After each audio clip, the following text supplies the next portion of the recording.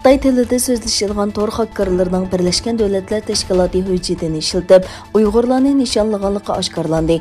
Xakkېرلارنىڭ Uyg'ur jamiyatidagi kishilik huquq masalasiga alohida qiziqadigan va bu masalalar ustida tadqiqot olib bormoqchi bo'lgan kishilarni nishon qiladiganligi ko'rsatildi. Tor bexatarlik shirkati Checkpoint tarafidan e'lon qilingan dokladda Xitoycha so'zlashadigan xakkېرلارنىڭ Xitoy va Pokistonda yashaydigan Uyg'urlarni uskunlarga Birleşken Devletler Teşkilatı'nın saxta ھۆججەتلىرى orqali ziyonli virus o'rnatishga uringanligi ko'rsatildi. Dokladda xakkېرلارنىڭ kishilarning hujumga uchrash andishisidan foydalanib, o'zlari avatgan yomon g'arazlik ھۆججەتلەرنى ichishdan burun yomon g'arazlik yumshoq detallar bilan saxta virusga ishiltib, nishonlangan kishilarni aldashga uringanligi payqalgan. Tekshirish nuqtasining guruhi direktori Lotem mundaq dedi. Ular Uyg'urlarni yoki ular hujum qilmoqchi bo'lgan kishilarning bexatarlik engining yuqorligini tushunadi va ular bundan foydalanadi. O'tgan yildan boshlab elib berilayotgan tor hujumning orqasida kimning borligi to'liq belgili bo'lmasa-mu, dokladda dunyoning har qaysi joylaridagi Uyg'ur jamiyati a'zolarining nishon qilinganligini, bo'libmi Xitoy va Pokistondagi kishilarning nishon qilinganligi ta'kidlandi.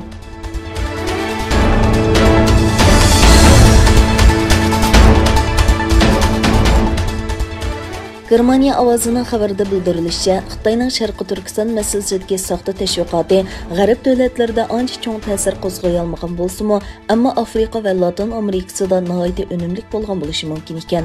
Xabarda qayd qilinishicha, Germaniya televiziya kanali bugun Germaniyaning xabar tor bekiti 26 may razil va kuchli tashviqot sarlavhalik maqola e'lon qilgan. Maqolada ko'rsatilishicha, Xitoyning Sharqi Turkistondagi bostirish siyosatiga qarshi tanqidlar dunyoning har qaysi joylarida keng tarqalgan bo'lsa-mu, biroq Xitoy xalqaro jamiyatning Sharqi Turkistonni mustaqil tekshirish talabiga yo'l qo'ymay kelgan. Shuning bilan birga to'qilma sillarni ishlab tarqitish, maqola e'lon qilish qatorliq vositalarni qo'llanib, Sharqi Turkiston haqidagi yolg'on tashviqotlarni kuchaytgan. Xitoy yana Germaniya parlamenti kishilik huquq komiteti a'zolarini o'z ichiga olgan g'arb siyosiyonlariga maktub yo'llab, g'arbning Xitoyning boshqa millatlarga yurgizayotgan siyosatiga qaratgan tanqidlarni qat'iy rad qiladiganligini va bu tanqidlarning hammasining yolg'on ekanligini o'tirib qo'ygan.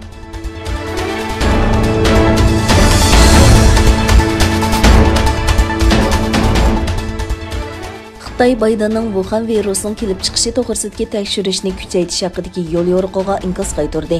Xitoy Tashqi ishlar ministrligining bayonotchisi Zhao Lijian, Amerika prezidenti Joe Bidenning Dunyo Sahiyat tashkiloti ilmiy vakillar o'mikining Xitoydagi tadqiqotini nazarga olmasdan qayta tekshirishni buyurganligini tanqid qildi. Bayonotchi Zhao Lijian bu buyruqning siyosiy taktika ekanligini, bunda qilish orqali Washingtonning virusning tarqalishidagi mas'uliyatini yoshirishga urinayotganligini o'tirib qo'ydi. Amerika prezidenti Biden istixborot organlariga 2019 yilning oxirida Xitoyning Wuhanda tunji qatim payqalgan Xitoy virusining kelib chiqishini tekshirish xizmatini kuchaytirib, 90 kun ichida oxirlashtirishni buyurdi.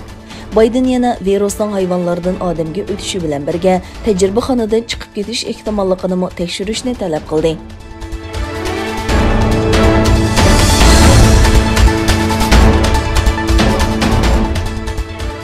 Amerikaning yangi hukumatining yuqori darajalik savdo vakili tunji qatim Xitoy amaldori bilan ko'rishdi.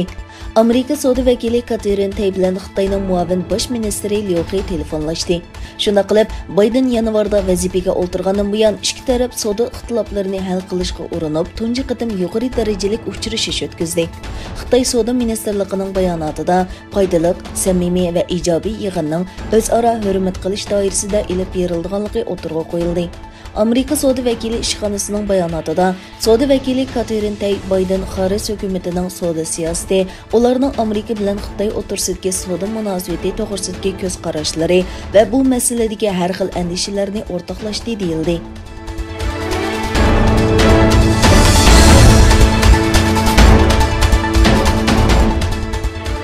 Tesla şirketi mashinalari to'plagan sonliq ma'lumotlarni yerlik saqlash va bartaraf qilish uchun Xitoyda bir sonliq ma'lumot markazi qurgan.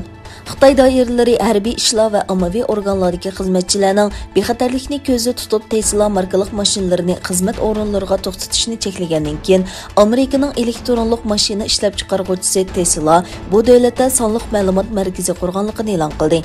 Tesla o'zining abonentlardan to'plagan sonliq ma'lumotlarni markazda saqlaydiganligini bayon qilib, bexatarlikka diqqat qiladiganligi to'g'risida va'da berdi. Tesla'nın maşina kamerasından yığılğan sonliq ma'lumotlarni Amerika bilan hamkorlashishga bo'ladigan andishishi sababli Xitoy bexatarlik va harbiy ishlar organlarida ishlaydigan kishilarning Tesla mashinasini xizmat o'rnida to'xtatishini cheklagan.